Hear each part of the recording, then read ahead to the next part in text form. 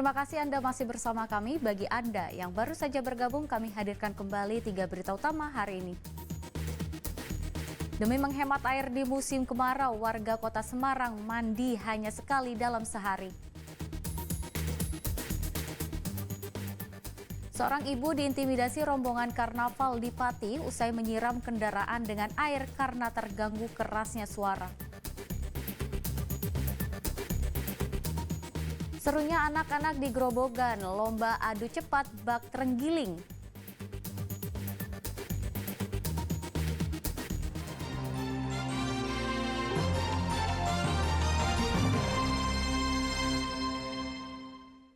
Sesosok bayi perempuan ditemukan warga terbungkus plastik dan selimut di tumpukan sampah tepi sungai di Klaten. Kondisi bayi masih hidup, hanya saja mengalami luka lecet di beberapa bagian tubuhnya. Sungguh tega orang yang membuang bayi baru lahir ini. Bayi berjenis kelamin perempuan ditemukan warga yang hendak memancing di tumpukan sampah dekat dengan sungai di wilayah Karanganom, Klaten. Bayi ini ditemukan setelah warga mendengar suara tangis dari lokasi penemuan. Bayi yang masih hidup kemudian dibawa oleh warga ke Puskesmas Karanganom dan melaporkan kejadian ini ke polisi.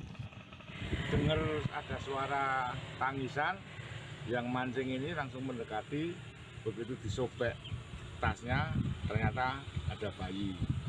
2 orang, yang satu Eko putut, yang satu Eko. Jadi yang mengantar ke puskesmas, begitu lihat bayi, menyikapi biar selamat si bayi ini karena masih nangis, masih bernapas, lalu dibawa ke puskesmas.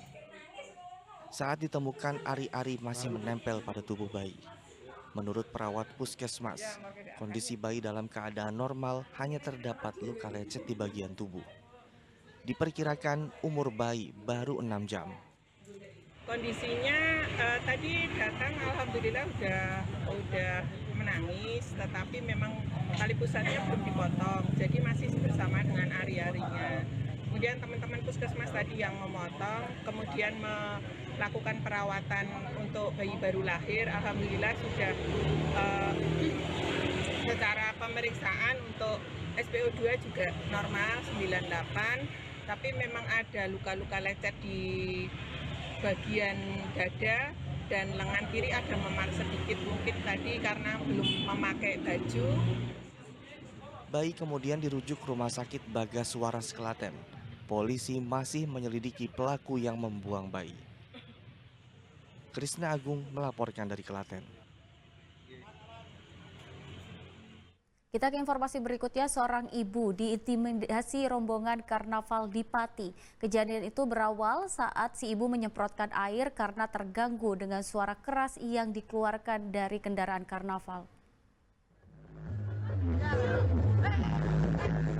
Salah satu kendaraan karnaval yang bersuara nyaring berhenti saat seorang ibu menyiramkan air ke kendaraan tersebut.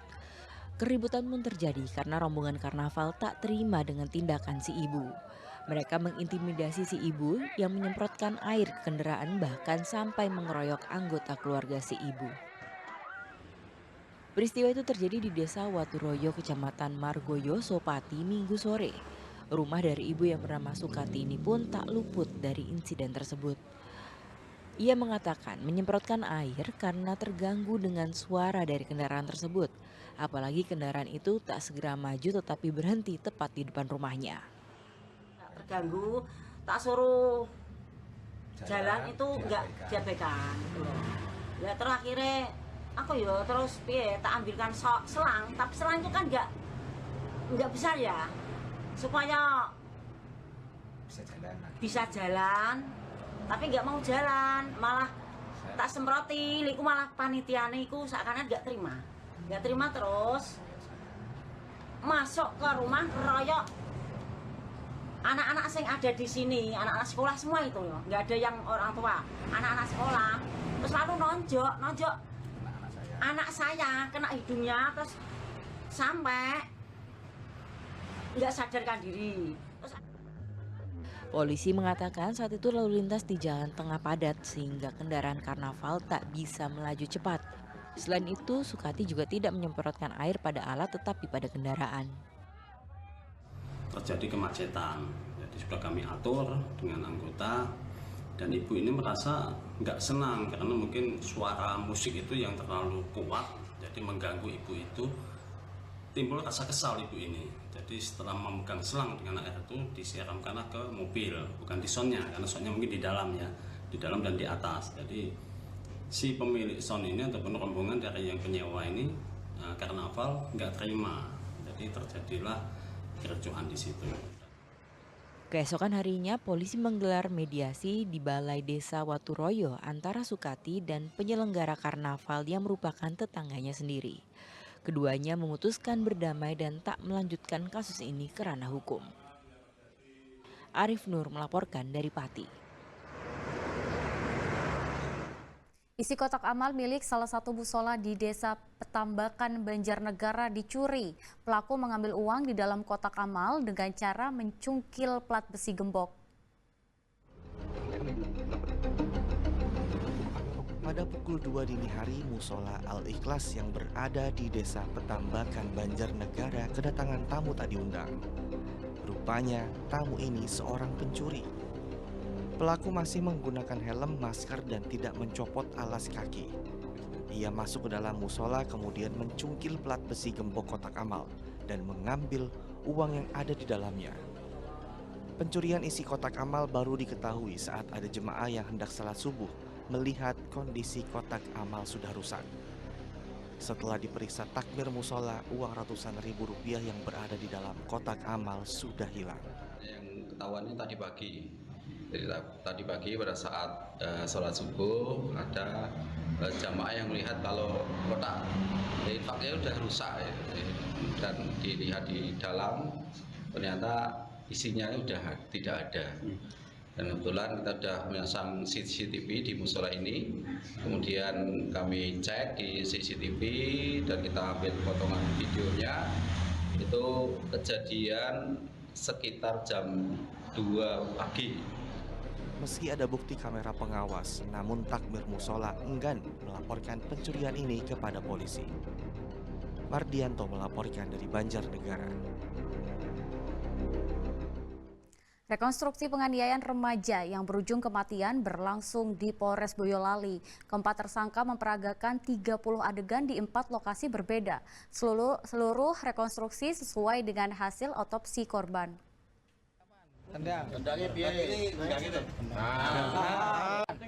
Para pelaku ini memperagakan adegan penganiayaan di halaman Polres Boyolali. Satu persatu pelaku memperagakan tindakan penganiayaan mulai dari menendang hingga mendorong. Dari hasil reka ulang ini, keempat pelaku yang 2 diantaranya masih di bawah umur memperagakan 30 adegan di 4 lokasi kejadian. Rekonstruksi ini menggambarkan jelas kekerasan yang dilakukan para tersangka dan anak yang berhadapan dengan hukum ini sesuai atas hasil otopsi korban. Pelaku ini melakukan kekerasan terhadap korban ya, dengan menggunakan tangan maupun menggunakan kaki. Jadi hal itu penting karena sesuai dengan nanti hasil otopsi bahwa kemarin kita sudah sampaikan oleh Bapak Kapolres. Untuk hasil otopsinya memang ada luka di beberapa bagian tubuh korban termasuk di organ dalam korban. Jadi tadi sudah tergambar jelas bagaimana kekerasan yang dilakukan oleh para pelaku itu terhadap korban dalam proses rekonstruksi. Mengingat kasus ini melibatkan anak yang berhadapan dengan hukum, perampungan berkas perkara harus segera dilakukan. Pihak Kejaksaan Negeri Boyolali memastikan berkas akan diteliti dan akan dilanjutkan ke tahap selanjutnya. Para pelaku terancam hukuman 15 tahun penjara dan denda paling banyak 3 miliar rupiah. Sementara 2 anak yang berhadapan dengan hukum diterapkan peradilan anak.